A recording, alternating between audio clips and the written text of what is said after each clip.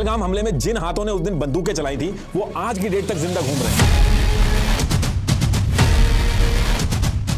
पहलगाम हमला करने जो आया था वो पाकिस्तानी आर्मी का एसएसजी पैरा कमांडो निकला और ये चीज ऐसे पता चली, हमले के लास्ट में इन्होंने डेड बॉडीज के साथ सेल्फियां ले लेके रखी और जो वीडियो रिकॉर्ड करी थी उसने उसके पास जाके उसको पैलेस्टीन के बारे में बोलने को कहा और जैसे ही उसने बोला ये चीज सामने आई, इन्होंने होटल पे हमला करने का जो प्लान था इनका उसकी लोकेशन चेंज करके पहलगाम कर दी, वरना पहले जो टारगेट था। तीसरा आतंकवादी लीगल स्टूडेंट वीजा लेके अटारी बॉर्डर से पाकिस्तान में तो घुसा। हमला होने से पहले पहलगाम एरिया की जो सैटेलाइट इमेजेस थी उनको खरीदने की जो डिमांड थी वो अचानक से डबल क्यों हो गई, ये नॉर्मल नहीं है। ये जो OGW थे इनको जब पकड़ के पुलिसिया अंदाज में पूछा गया तो इन्होंने लाइन बाय लाइन जैसे ही हमला हुआ यूएस की मैक्सार्ट टेक्नोलॉजी ने पाकिस्तान की कंपनी BSI से पार्टनरशिप तुरंत तोड़ दी। ये कोई ऐसी रैंडम फायरिंग नहीं थी, तीन तरफ से ग्राउंड को चोक करके भीड़ को मैगी स्टॉल की तरफ इकट्ठा किया गया कि तुम्हारी इतनी हिम्मत कि अब तुम कश्मीर में डोमिसाइल इशू करोगे। देखिए आगे बढ़ने से पहले बात करते हैं बढ़ती गर्मी के। ये है जम्मू एंड कश्मीर और जम्मू एंड कश्मीर के अंदर जो अनंतनाग डिस्ट्रिक्ट है इसके अंदर पड़ता है पहलगाम। और पहलगाम से जब आप 5 किलोमीटर ऊपर चढ़ाई करते हो तो ये यहाँ पे 800 मीटर लंबा एक मैदान है बाइसरन, जिसको इंडिया का मिनी स्विट्जरलैंड भी कहते हैं। और यही वो जगह है जहां 22 अप्रैल को आतंकवादियों ने एक प्लान तरीके से हमला किया। और ये जो इंसिडेंट हुआ है ये ऐसा ही नहीं है कि एक आतंकवादी आया और ऐसी बस बंदूक उठाई और गोली चला दी। इसमें बहुत बड़ी प्लानिंग की गई है जिसमें मल्टीपल ग्रुप्स ने वेल कोऑर्डिनेटेड स्ट्रेटजीज और अल्ट्रासेट्स जैसी टेक्नोलॉजीज का यूज करके हमला किया। अब ये हमला कैसे किया गया, प्लानिंग कैसे हुई, कहां पे हुई, पाकिस्तान में हुई तो उसके मल्टीपल प्रूफ्स क्या निकल के आए, एक एक चीज मैं इस वीडियो में आपको बताऊंगा। और ये सारी चीज समझने के लिए हमें थोड़ा सा पीछे जाना पड़ेगा। तो देखिए जो अभी मैंने आपको बाइसरन एरिया दिखाया था इसके इस तरफ एक गांव है जिसका नाम है गुरी। ये गांव ऑफिशियली अनंतनाग डिस्ट्रिक्ट के बिजबेहारा ब्लॉक में पड़ता है और इसी गांव के एक घर में पैदा होता है आदिल हुसैन ठोकर, जो कि पहलगाम अटैक का पहला आतंकवादी है। अभी थोड़े दिन पहले इसके घर को तो से उड़ा दिया, लेकिन ईयर 1992 में जब ये पैदा हुआ था तो किसी ने सपने में भी नहीं सोचा था कि आगे चल के पहलगाम जैसा हमला करेगा जिसकी वजह से दो देशों के बीच में वॉर जैसी सिचुएशन आ जाए। Indian forces have launched terrorist networks near the border, with early reports confirming successful security.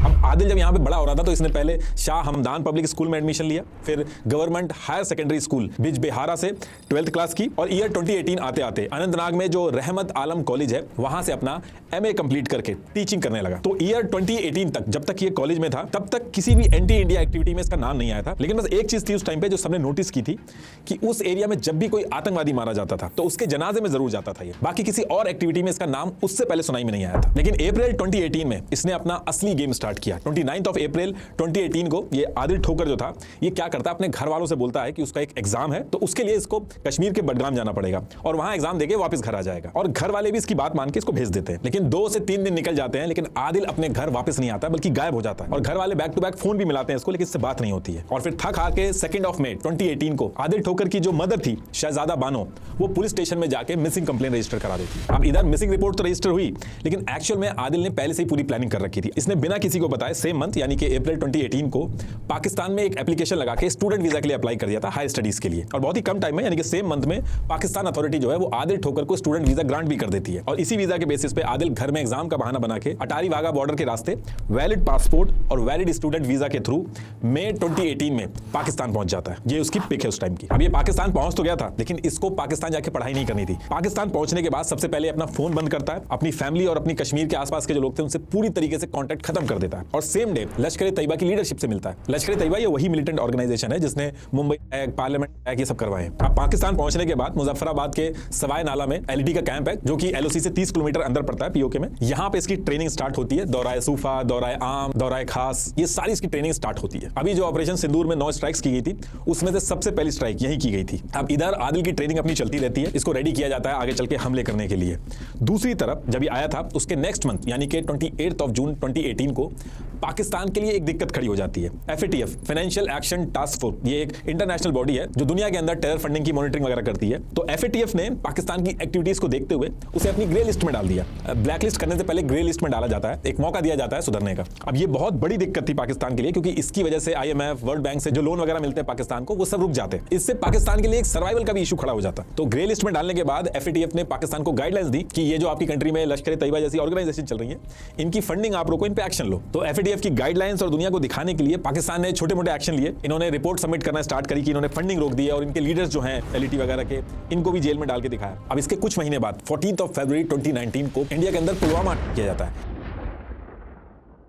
India के अंदर हर कोई बहुत गुस्से में था और इस हमले के तुरंत बाद इंडिया ने जितने भी प्रूफ थे, जैसे उमर जिसने हमला किया था उसके अकाउंट में कैसे 10.43 लाख रुपीस पाकिस्तान से डाले गए, ये सारे प्रूफ इकट्ठा करके एक डॉजियर बनाया गया और एफएटीएफ मेंबर कंट्रीज जो थी जैसे यूएस, फ्रांस, यूके, इनको भेजा। 17 से 22 फरवरी तक एफएटीएफ की पेरिस के अंदर मीटिंग होती है और पाकिस्तान को फाइनल वार्निंग दी जाती है कि अब अगर ऐसा कुछ हुआ तो ब्लैकलिस्ट कर दिया जाएगा। तो अब इस चीज के बाद पाकिस्तान के अंदर लश्कर तैयबा, जैश ए मोहम्मद, इनकी जो एक्टिविटी थी वो स्लो हो गई और पाकिस्तान में भी शांति हुई। और फिर इसके 5 महीने बाद 5 अगस्त 2019 को इंडिया ने कश्मीर से आर्टिकल 370 हटाया।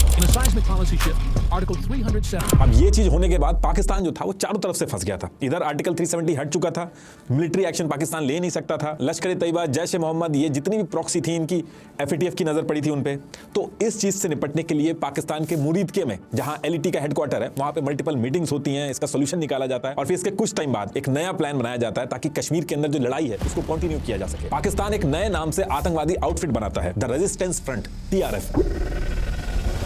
प्लान इसमें यह था कि अपना नाम बदलो, चेहरा बदलो और काम सारा का सारा वही पुराना रखो। जैसे नॉर्मली आपने देखा होगा कि कोई कंपनी जिसका किसी फ्रॉड के चक्कर में बहुत ज्यादा नाम खराब हो जाता है तो नए नाम से कंपनी खोल के सेम काम करने लगती है, तो ठीक वैसा ही यहां पे भी किया गया। तो अगस्त 2019 में आर्टिकल 370 हटता है और 2 महीने बाद यानी कि अक्टूबर 2019 में द रेजिस्टेंस फ्रंट, TRF को सेटअप कर दिया जाता है और यही TRF आगे चल के पहलगाम के हमले को अंजाम देती है। ये जो TRF थी इसको ऐसे बनाया गया था कि एक क्लीन लोकल कश्मीरी ग्रुप का इल्यूजन दे, दुनिया भर से ये लोग बचे रहे जिसमें पाकिस्तान का नाम दूर दूर तक ना है। और इस TRF के अंदर जो पूरा सिस्टम था, जो ऑपरेशन था, उसको चलाने की जिम्मेदारी वही पुराने आतंकवादी जो लश्कर तैयबा, जैश ए मोहम्मद वाले थे, उन्हीं के हाथ में थी। बस नाम बदला गया था। TRF बनने के बाद हायरिंग एक बहुत बड़ा इशू था, तो इसके लिए इन्होंने इनिशियल फेज में तहरीक मिल्लत इस्लामिया, गजनवी हिंद, हिजबुल मुजाहिदीन और लश्कर तैयबा के कुछ लोगों को मिला के इन्होंने हायरिंग स्टार्ट करी। और ये जितनी भी हायरिंग की गई, इन सारी हायरिंग में से एक हायरिंग बहुत ही इंपॉर्टेंट है, उसका नाम आप याद रखिएगा क्योंकि पहलगाम हमले का एक्चुअल मास्टरमाइंड यही है।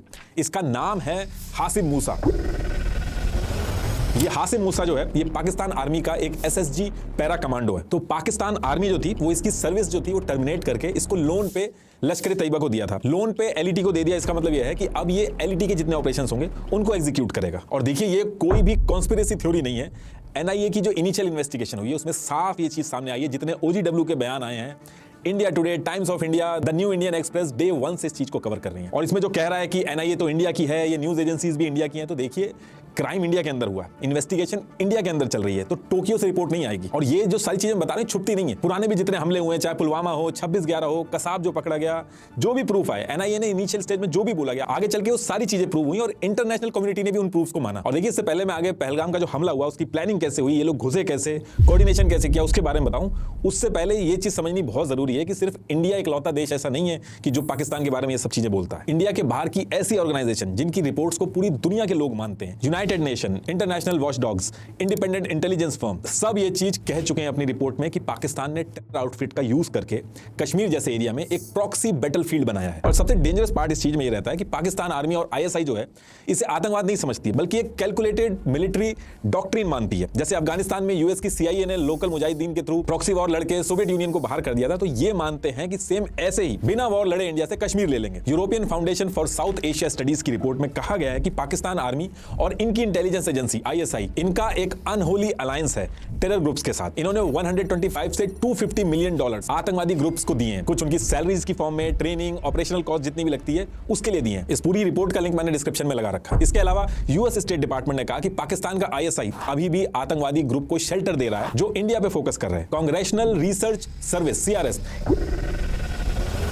इसकी रिपोर्ट नंबर R41832 में ऑन रिकॉर्ड बोला गया कि पाकिस्तान की ISI anti India militant organisations के साथ लिंक्ड है और लश्कर तैयबा जैसी ऑर्गेनाइजेशन को सीक्रेटली फाइनेंशियल असिस्टेंस, ट्रेनिंग और स्ट्रेटेजिक गाइडेंस दे रही है। ये रिपोर्ट भी मैंने डिस्क्रिप्शन में लगा रखी है। पेज नंबर 23 से 24 के आगे आप पढ़ोगे जब, तो आपको पता चलेगा कैसे कसीदे पड़े गए पाकिस्तान के लिए। अमेरिका की पार्लियामेंट, US कांग्रेस में जो CRS रिपोर्ट पब्लिश हुई थी उसमें भी कहा गया कि पाकिस्तान के अंदर 15 आतंकवादी ग्रुप है जिनको 5 कैटेगरीज में डिवाइड किया गया है, जिसमें से एक ग्रुप का डेडिकेटेड टास्क है कश्मीर के अंदर आतंकवाद फैलाना, ये सारे उनके नाम है और इसका भी लिंक आपको डिस्क्रिप्शन में मिल जाएगा। ये सारी रिपोर्ट्स इंडिया के बाहर की हैं और अगर इनको भी आप नहीं मानो तो पाकिस्तान के फॉर्मर प्रेसिडेंट मुशर्रफ ने सीएन के इंटरव्यू में एक्सेप्ट किया कि हम ट्रेनिंग देते हैं इनको कश्मीर में लड़ने के लिए, ये हमारे हीरो हैं। पाकिस्तान के फॉर्मर पीएम नवाज शरीफ ने डॉन को इंटरव्यू देते हुए एक्सेप्ट किया कि नॉन स्टेट एक्टर्स जैसे लश्कर ए तैयबा ने पाकिस्तान की जमीन का यूज करके मुंबई में अटैक किया। बाकी ये फेमस फोटोग्राफ आपने हाल फिलहाल में जरूर देखी होगी, यूएन के डेजिग्नेटेड आतंकवादी हाफिज अब्दुल रऊफ के साथ ये सारी पाकिस्तान की लीडरशिप खड़ी है।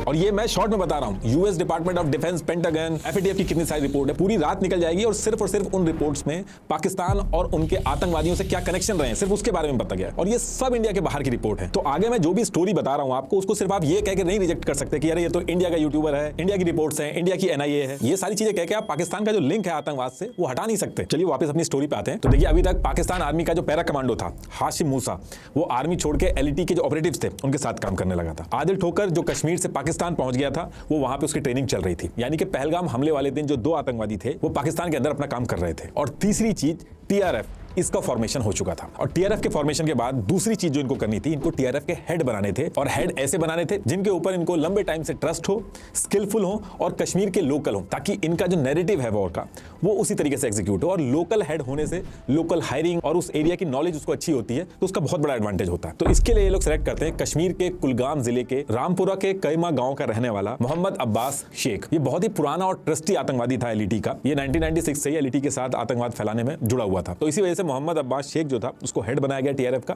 इसको टीआरएफ का फाउंडर भी कहते हैं, लेकिन एक्चुअल में जो टीआरएफ के फाउंडर थे वो पाकिस्तान में बैठे हुए थे। टीआरएफ के हेड मोहम्मद अब्बास शेख के साथ एक और एलईटी का ट्रस्टी आदमी रहता था जिसका नाम था शेख सज्जाद गुल। पहलगाम हमले की जो प्लानिंग हुई थी, जो लोकेशन सेट की गई थी, जो होटल से पहलगाम शिफ्ट की गई थी, सारी प्लानिंग इसी ने की थी। अभी आएगा आगे। ये कश्मीर में श्रीनगर के नवा बाजार में रहता था। इसने एमबीए कर रखा था और पहले भी दिल्ली में एक बार के साथ पकड़ा गया था, कई हमले में इन्वॉल्व था। इसका भाई भी महाराजा हरि सिंह हॉस्पिटल में पहले डॉक्टर था, अभी आजकल गल्फ कंट्रीज में टेरर फंडिंग संभालता है। तो ये सारी चीजें करने के बाद अब यहां से मोहम्मद अब्बास शेख और शेख सज्जाद गुल कश्मीर में टीआरएफ का पूरा नेटवर्क संभालते हैं। और फिर इसके बाद कश्मीर के अंदर जो टीआरएफ के ओजीडब्ल्यू नेटवर्क की जो जिम्मेदारी थी वो फारूक अहमद को दी गई। फारूक अहमद जो था ये बहुत ही इंपॉर्टेंट आदमी था। ये 2016 तक तो कश्मीर के नारीकोट गांव, कालारूस ब्लॉक, कुपवाड़ा डिस्ट्रिक्ट में था, लेकिन 2016 के बाद से ये पीओके के मुजफ्फराबाद में रह के कश्मीर का जो ओजीडब्ल्यू नेटवर्क था उसको संभालता था। और एलओसी पार करा के कश्मीर के अंदर जो आतंकवादी पहुंचाए जाते थे वो भी यही फारूक ही करवाता था। इनफैक्ट पहलगाम हमला जो होता उस टाइम पे भी जितने आतंकवादी आए थे पाकिस्तान से, सारे के सारे एलओसी इसी ने क्रॉस करवाए थे। और जितने ओजीडब्ल्यू इन्वॉल्व थे पहलगाम हमले में, जो प्लानिंग से पहले जाके रैकी कर रहे थे,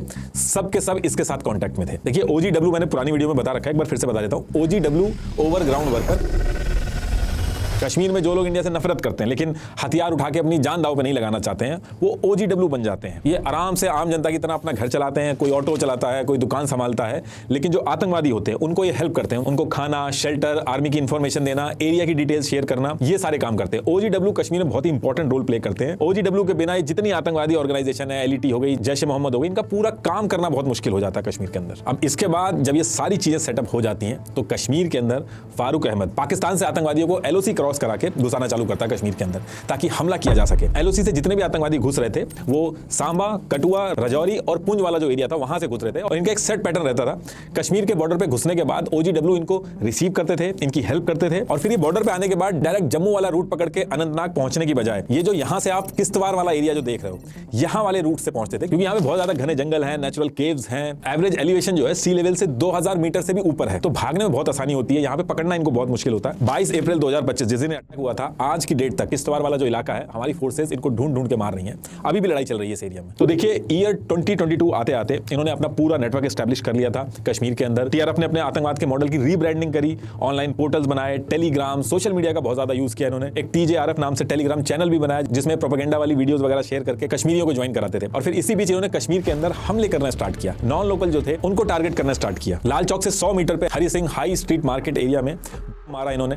टीआरएफ का ये पहला अटैक था कश्मीर के अंदर। इसके बाद इन्होंने अजय पंडिता जी इनको मारा, आकाश मेहरा को मारा, इंडिया के कोने कोने से जो लेबर्स आए थे उन पे हमले किए। बेसिकली इनका मॉडल कुछ इस तरीके से आप समझ लीजिए कि एक कॉन्ट्रैक्ट किलर की तरह ही काम कर रहे थे। जितने भी नॉन लोकल थे उनको ये जा के मार रहे थे। लेकिन असली झटका जो इनको लगा था वो 23 अगस्त को लगा था, क्योंकि इस दिन श्रीनगर के अलोची बाग में टीआरएफ का हेड मोहम्मद अब्बास शेख, जिसको फाउंडर भी कहा जाता है टीआरएफ का, ये लोकल लोगों के साथ क्रिकेट मैच खेल रहा था। वहीं पे जम्मू एंड कश्मीर की पुलिस को पता चल जाता है और इन्होंने वहीं पे पहुंच के इसको मार दिया।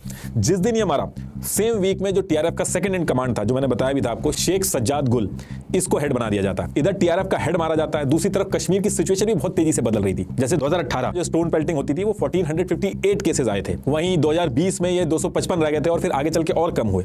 आगे 2023 और 2024 में तो ऑफिशियल डेटा 0 हो गया था स्टोन पेल्टिंग का। 2018 में जो Wait for part 2.